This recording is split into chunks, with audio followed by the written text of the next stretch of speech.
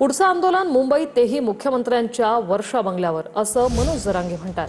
वर्षा बंगल्यावरच्या पाण्याच्या टाकीवर उपोषणाला बसेल असं मनोज जरांगेंनी म्हटलंय। मनोज जरांगे यांचा हा इशारा।